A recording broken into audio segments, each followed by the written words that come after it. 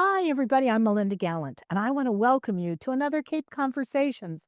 Ooh, we got a good one. It's all about the arts and new kinds of animation and just really, really interesting information about art. So come along. Let's have another Cape Conversation.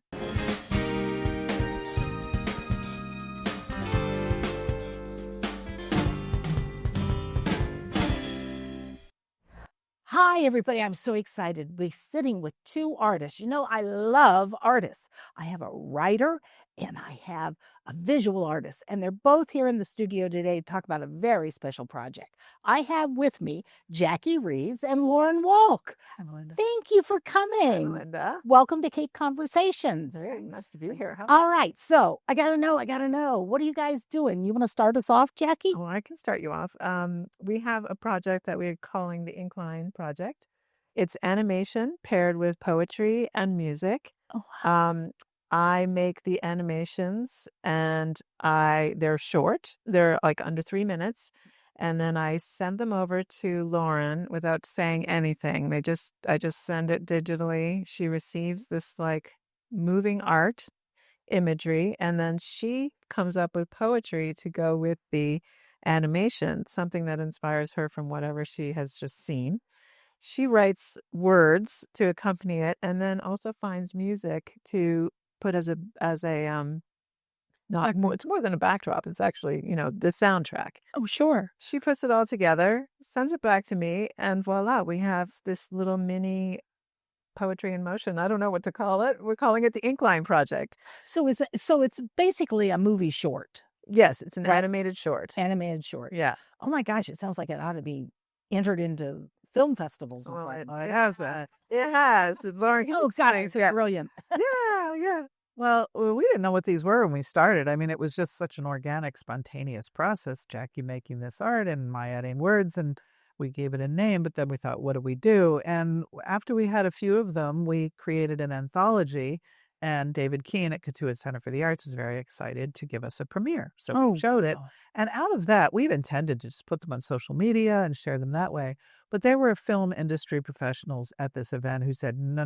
You want to enter these into film festivals, some of which expect a premiere status. If you've shown them on YouTube, they're not eligible. So Right. we pulled back and reassessed and entered the Provincetown International Film Festival and got in. Wow. We've been in 2 since then, won 2 awards, and What kind of awards do they give? I have no idea.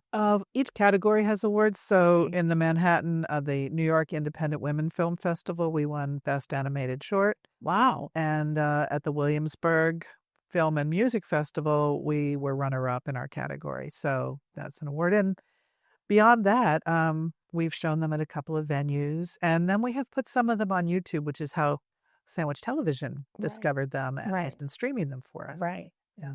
Wonderful. So how did it get this? I mean, how did it start? I mean, I know you talked to Lauren Right. and sent it to her. That's great. But in the process, I mean, were you just staring out the window one day and say, hey, I got an idea? Kind of. So I had been, it was just a little over a year ago that this all got started. I had an upcoming show and I wanted to have a projection. I was thinking about projection art, and I had this idea of like making a moving drawing that is on the wall, but I wanted to have it accompanied by some spoken word. And I was like, do I know a poet? Of course I know a poet. My dear friend, Lauren Wolk. So she's the first person that came to my mind. And I was like, maybe she's got something that she's already written that Sure. sort of goes, because we do this thing called Mutual Muses that Lauren started like 20 years ago. And we've both been a part of that, which is like a pairing of artists and poets. Mm-hmm. So it wasn't like, a big reach for me to think about, well, maybe she already has something that she's written that would go with this drawing that I made that moves. And I sent her the file, just kind of like very like, hey, do you have anything? Would you be interested in like maybe coming up with something? And she wrote back to me and said, I would love to collaborate with you, and I don't have anything that would go with that, but I'm going to write something. And so that's how it started. And Wow. she sent it back to me and it kind of blew my socks off. I was like, oh my God, that makes this little doodle that I did look so profound and interesting. And I was like, well, let's do another. So it led to another one and another one and another one. And now we have like, what, 38? I think so. Yeah. Oh my 30s. gosh. We just keep making them. And it's something I can do at home when I'm sitting on my iPad. Uh-huh. So I create them. Wait, you create it on your iPad? I create it on my Oh iPad. my God. And then the file is, so I'm working directly with all my sources that are in my computer. That's my computer now. My iPad is everything. Yeah. So I have a big one and I draw on it like a sketch pad. And I found, I have this app that records my process as I'm drawing. So I'm not creating animation in the typical like traditional animation method where it's like stop motion and it takes you make a drawing, you take a picture, you do another line, you take a picture. Right. Like a cartoonist. Yeah, that's typically how animation is done, if old school. But I'm doing it in a way where this app that I have captures my process as I draw. So if you can imagine, I've got my stylus and I'm drawing a line. I lift off my pencil and then it's like snapshotting me every time I lift my pencil off. Wow. So once I clued in that this app does that, and it has a playback feature, so you can play back what you just drew and it shows every step that you made.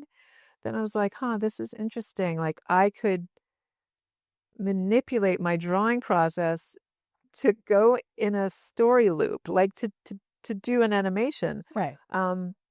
So it wasn't just capturing like, here's how I got to this beautiful end result. It was actually telling a story. And Sure. so I started playing with that, and that's when it's its own kind of animation, and I'm calling it playback animation, and I'm calling it that right here, right now. I'm claiming that. It's copyrighted because I don't know if it's out there as a thing. Right. But it makes it so I can very quickly produce this animation that's short. I could make it longer, but they tend to like run out at around 3 minutes. I'm kind of like done with it. Yeah. I mean, it takes me several days to do a little 3-minute one, but sorry. But anyway, the catch with this is that it records everything I do. So if I make a mistake, I can't go back and make changes. So we're not making any edits. Which is different than traditional animation. So it's really the process is about what happens if you do make a mistake? It's part of it. No. Oh, the mistake phase. And which is part of what makes it interesting. It's like really warts and all. Whatever happened in my process, it's in. Well, and she works with that. God love you. So when she sent it over, what made you go, oh, this is what I should write? I mean, how do you know what words to use? And you get to see the mistakes. Yeah, and I don't think of them as mistakes. I think of them as part of the process. I gotcha. But I did make a sort of an unconscious or subconscious commitment when I saw that first one that I would respond just as spontaneously, just as extemporaneously, just as quickly, and much more quickly, in fact, because we're both busy people. And this felt like it was a chance to sort of blurt out a very creative and spontaneous response to her work. And so that's what I did. The first poem was... I did edit slightly for length because I have to pair them up. Oh, yeah. And I did edit the animation slightly if I wanted to slow down a section or speed up a section, but sort of match the word. The animation. I could slow it down or speed it up, but that's all. Yeah. And I didn't want to change it anyway. So this animation was a sketch of a girl morphing in and out of different phases of a life, perhaps, or in the background changing along with her. That's all it was. Oh. But that gave rise to a sort of a stream of consciousness response. And within one day, it was done with music. And I tend to work too fast anyway. I'm just a type A personality. But this project has been a beautiful counterpoint to the very long, torturously long projects like writing and publishing novels. Right. Which takes years. Right. If you do it correctly. Yes. Well, and if you have a publisher who's like not in as much of a hurry as you are. Oh no, definitely not it. Yeah. Well, the look of the animation has a quality that's different than your typical animation. It's got this sort of jerky, choppy look to it, which I kind of like. It feels very raw. It feels very like like an old school old drawing animation, which I always love that. Like now everything's digitized, and we're just certainly in a whole different category than like Disney or Pixar. It's nothing like that. Yeah. It's got this sketchbook feel to it. Like it feels like a studio production. But that's what makes it so good. That's what I love about it. And I'm like, Well, you know what? I don't want to be in competition with all of that very slick animation. What I find is coming up is that it's it's like you said, raw and unfiltered and really coming from the gut. But Lauren's writing is so good that it's just like becomes this like this narrative almost. Well, not narrative. You're the words person, but how would you describe it? It just elevates the sense of story, but it's definitely a layered project. It's beautiful art, it's words, and it's beautiful music, which we have found. And where do you find the music? Is it computer generated music, Oh, or no. is it something that's in the Great American Songbook? No, it's these are original compositions by musicians around the world who have allowed people like us to use their work without a license or a fee through a platform called Creative Commons. And we have sent donations to musicians that we have borrowed music from, and we credit them always. Yeah. But that's the deal. It's a really wonderful way to share music for computer games or animations or ads or whatever. And if you're highly commercial, I think they expect to be paid. Sure. But in any event, it's a What's the wonderful name of it resource. again? Creative Commons. Creative There are others. They're like, you call them crowdsourcing. Oh, okay. Yeah. And then there's the Library of Congress and other federal organizations that have archives. I used one very, very old soundtrack of Yankee Doodle played on, I think, a pipe from, I don't know, 150 years ago. Oh my God. To accompany one of the inclines that Jackie did that showed a soldier in Civil War uniform. And you can find almost anything if you know where to look. Right. That sounds wonderful. Yeah. Well, individually, together, obviously, you two are a artistic force. But individually, you're an artistic force. You've got books that you've written, books that are coming out. You've got new books coming out. So tell me all about what you're doing with your I think your of myself writing. primarily first as a writer. I'm a poet, I'm a novelist, and now I'm a picture book writer. Recently started doing that, and my first picture book comes out in May. And who did the illustrations? A woman named Kristen Adam, who I think lives in Oregon now. I've never met, but my publisher, makes the match. That's wonderful. Penguin is great. And so that's primarily what I do. I'm working on a collection of poems. I also make visual art, but that is sort of just to use a different part of my brain and to let me use my hands because I find that so therapeutic. And I have a lot of fun doing it. If it's not fun, I don't do it. But the writing is my core practice, and Jackie gave me a new way to use it. That's wonderful. Well, I would ask if I were a young writer or a young old writer. In other words, I'm older and I want to get into doing something. What would you suggest? Do it. Just do it. Well, I mean, if you want to be the instigator of a collaboration or something, then absolutely look for a likely, and it's good. It's really important to find the right fit. Yeah. Somebody who wants the same things you want, who you trust, who Right. creatively is on the same page with you. But I'm mentoring a writer right now who, one of her main questions, she's in her 30s, I think, was, so what do I do before I'm published so that I'm in the scene, so that I build a network, so I'm part of the community? I said, you go to everybody's events, you go to art openings, you go to readings, you participate in open mics, you submit short stories and poems all over the place, and while you're working on your novel. Sure. I know how that feels, but it's really important to be engaged. I'm an introvert, but I love the network that I have. It's a support system, and it's filled with ideas that might spark projects in you. Yeah. So I just say, get out there every day. Get out there. Say yes. Yeah.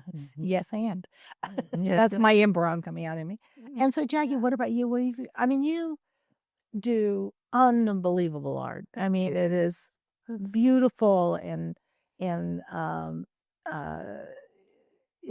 inspirational, but it's also, it makes you think.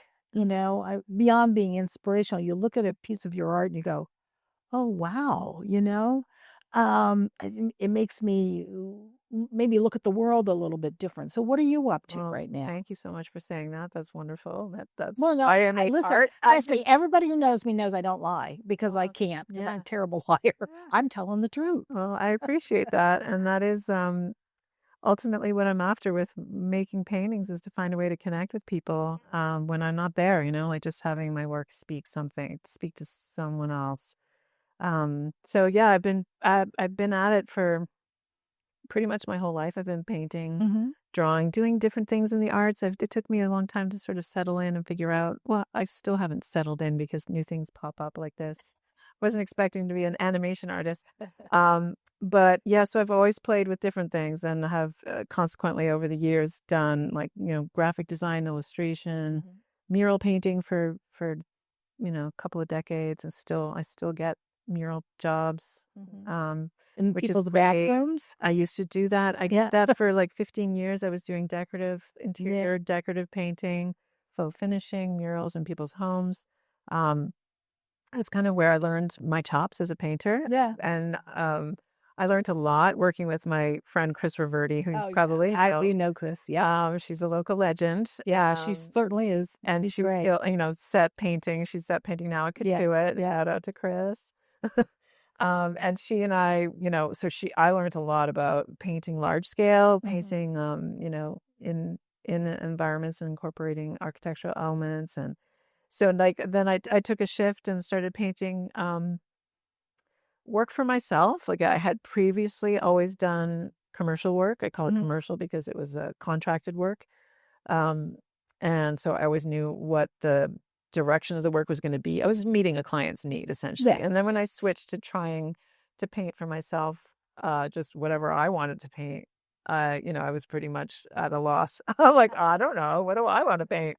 So it took a lot of time, and that's really what I've been doing for the last 20 years. I've been in the studio making my own work and really just kind of like trying to figure all that out. And it's going to be a lifelong project. I realize it's always changing. It's a moving goal that just swims around, and I'm in the studio most days painting. And Carla's an incredible creature. Oh, and I thank you. I do teach workshops and classes around town. And wonderful. And your art, your paintings find their way into the ink lines. Some of them start with a still of a painting she's created. Oh, wonderful. And then she makes it move, which those tend to be my favorites. They're fun. I found a whole new way to recycle my own art. Oh, that's which is great because, you make so much work, and I can take a little sketch and take a photograph of it. And then that's the start of the animation. And then things start to move and a storyline comes out. So it has it's become this whole other life for the artwork that is great, because I have so much work that's just, sitting in drawers and shelves and whatever in my studio. And as all artists do. All artists do. And then this, the digital platform, you have such a broader reach than galleries or museum shows, which are great. I love that. I won't give that up. But it's limited. Not everybody goes to galleries and museums. So, I love the idea of the potential for us to be able to do maybe some public art with a public, projection on the side of a building. That would be so cool. That would be cool. Yeah. I mean, we have ideas for other things we could. Well, there is public art in Massachusetts. There are different areas, different communities. Yeah. Watertown, I guess, has public art, which I was totally blown away by, that they did. But in other states, it seems like, especially the Western states, they have a lot more public art. Some of it is because it's Native American art, which they'll put on the side of an overpass that has been done by a Native American artist, has designed it, and whatever. And then some of it's a lot more touchable. There's an artist up in Vermont, and he does horses. Iron horses. He's a sculptor, and he does them out of metal, and they're in Colorado at a rotary in Colorado, running horses, which makes sense, Colorado. Yeah. But I'm just so surprised that many other communities, and I look here at our little community of Sandwich, and a group I sit on, that's what we're trying to do is public art. It's funny. People don't understand public art. Yeah. You Yeah. know, Yeah. they're not that they're against it, but it's like, well, you want to put this in a place where everybody will see it? Yeah, that's the idea, you know? So it has to be kind of generalized, but it also has to be striking and whatever. We have one piece up right at the moment. It was done by Michael Magyar, the glass guy, who's wonderful. But there was a controversy over it, you know. Course, yeah. You know, you can't put it by the grist mill because it's not as old as the grist mill. Well, no, that's not the point. Yeah, public art is really challenging. It's hard to please. You can't please everybody. No, so that's the battle. I've been through this many times with like any kind of public mural, and Cape Cod is a lot of very strict, rules about historic, and so it's tough around here to get things public art to happen. Yeah, and if somebody's up for the fight and the battle, then I say go for it. I've just kind of lost my energy around that. I'm like, I don't know. But here's the thing, though: if one of your pieces could be public art on the side of, wouldn't that be incredible? Especially with the 250th coming up, right? Because of everything. I mean, and it's ephemeral, so it's not permanent. It's not going to be permanent. If it offends you, it's only for a few minutes. That's a good way to look at it. Yeah. You'll get over it. Right. This too shall pass, right? This too shall pass. Yeah. So, so you're going to all these film festivals. Yeah, film festivals. Thank you. I'm not thinking today. Film festival. And you've entered them. You won some awards, right? So where do you go from here? I mean, I know, where do you take it? Do you try to sell it? Do you try to get a sponsor for it? I don't know how this works. Well, we would, because it's a way for us to raise our own voices, we would love to use it as some sort of tool to encourage other people to raise theirs, especially young people. Yeah. We would love to give a talk and show some of these at schools. Oh, nice. All level, high school and up, really, middle school even. We would love to show these in screening rooms at museums because the art that's in them is extraordinary. And I believe in the European definition of art that all artists, writers, and all are artists. And so there are layers of art in this: music, writing, and visual art. So we would love to visit screening rooms in universities and museums. We would love to visit schools. We would love to travel with these. We'd love to show them, of course, at the festivals. Yeah. We are showing a few on YouTube, like I said, the ones we haven't reserved for festivals. So there are lots of different ways that we can share these. And as the project evolves, so will the opportunities to share them, I hope. Television, it's another great one. Yeah. And we'd like to make a documentary because we think the process involved, the backstory is really interesting, and how we arrived at this, because we would like to encourage other people to enter into collaborations, to say yes to new projects, and to speak their minds through art. Oh, that's wonderful. That's wonderful. Would you get a like an agent or you get a manager, distributor? Okay, thought about that, and we have received a grant from the Arts Foundation. Yes, and that was helpful. And we're brand new with this collaboration. It's only been just a little over a year, and we're in the process of working on what our goals are with this and how do we get this out there, or how do we fund it? Because right now this is just something we do free. Yeah, like all art. Except the Arts Foundation. Their art is done for free. Yeah, right. Another thing for free. But it's still it feels good. And what I've noticed is really my favorite part about this is having little like screenings and then talkbacks, because people have a lot to say about them. I love the idea of school. And and so I'm like, it would be great to go up to Boston and get some universities and or even, like you said, museums, or just public school, just to just get them thinking about their power as artists, like that they and private schools, because private schools have money that they can maybe we could I would also wonder if the Mass Cultural Council would because we'll find out next month. They used to, I don't know that they do it anymore, pay for performing artists, right? They would pay for them to go into schools and to do something. Yeah, I think it's called the STARS program. Yeah. And the local cultural councils, they get money from them, also will pay for somebody to go in and do something. So, but then you're into, oh my God, how many grants can I write? Well, it is what happened. Other job. Money for the arts is tight right now. Yeah. Because there's no federal support, really, and Right. which is a shame. But the Arts Foundation has been very supportive. We're in a cohort with the Creative Exchange through the Arts Foundation, so we're networking and we're getting help with business plans and things like that. So That's good. it's all good. Yeah. So you have a book coming out in May. I do. It's called The Outermost Mouse. Yeah. It's about a mouse that lives in the outermost house Perfect. and tries to save it when the storm of, remember, 77, 78? Yeah, I sure do. I was Some in of us Ohio. were around then.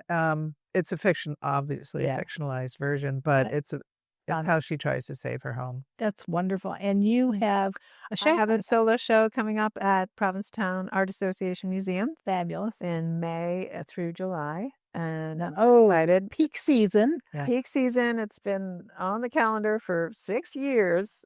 5 years. Yeah. It's been, when you get a show at Penn, it's like, okay, we'll show you in 6 years. And you just go, hold on, I still be alive. That's what I thought. Yeah. Don't get it by but now it's here, and that's great. it's coming up. So I've got that, another show in Falmouth. I will be showing in the spring. Not until the fall.